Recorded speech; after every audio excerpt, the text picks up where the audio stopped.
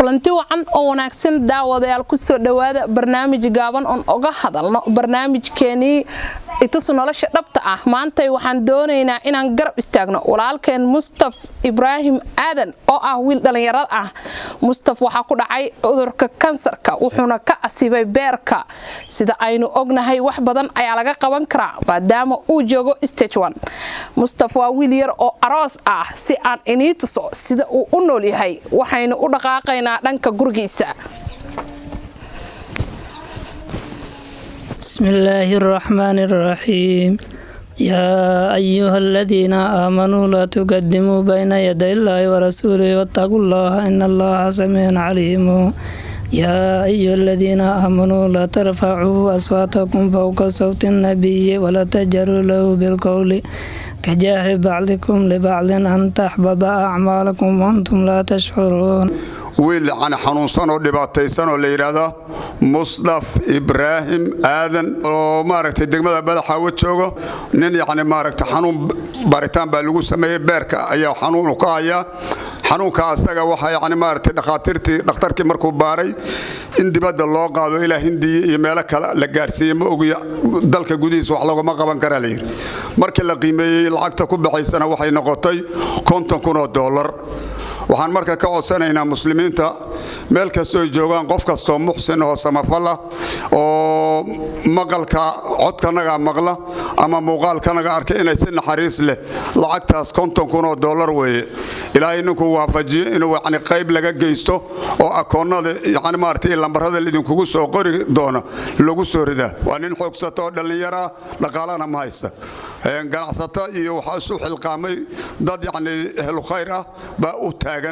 marka inaad caawisaan ninkaas ayaan idin ka codsanaynaa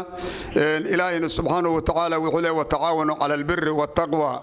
wa la taawanu 'ala al-ithmi wal-'udwani khayrka iyo wanaagiga samafalka isugu kaalmeey Allah ka cabsiga dambiga iyo colaytankana isugu kaalmeeynin aniga waxaan ahay gudoomiye ku-xigeenka ganacsiga degmada Badaxaawo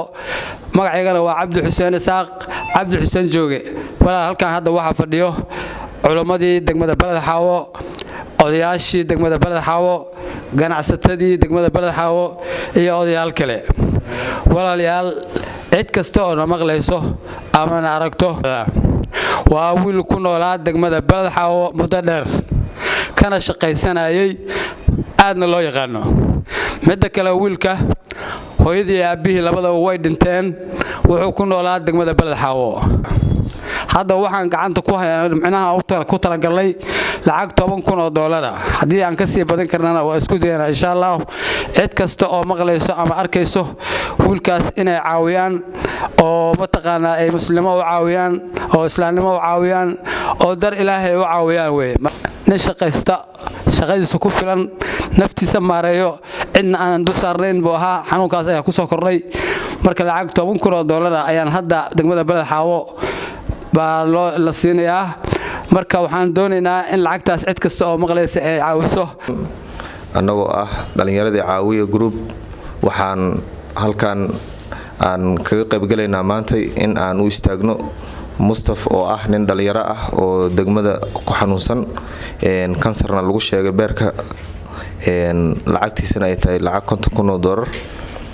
markii magaalada la dhaxmaray oo ganacsatada iyo waxa dhan ay dhaxmareen lacag $10,000 laga soo helay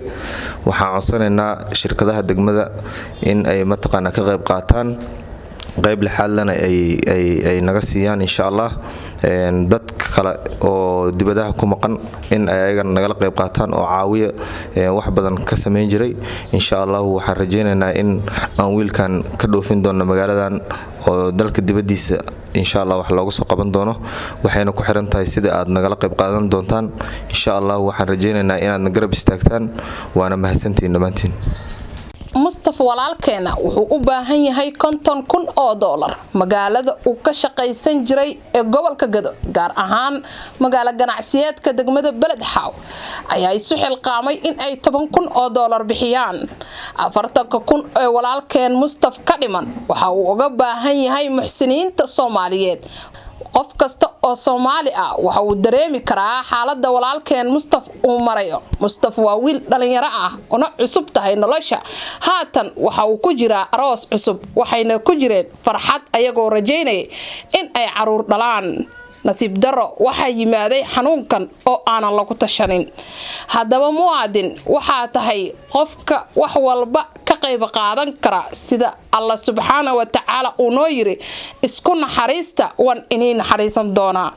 maadaama reer Balad Xaawo ay kaalinkoodii guteen, waxaan ka codsanaynaa qof kasta oo Soomaali ah in uu nala garab istaago si walaalkeen Mustafa aynu u geyno India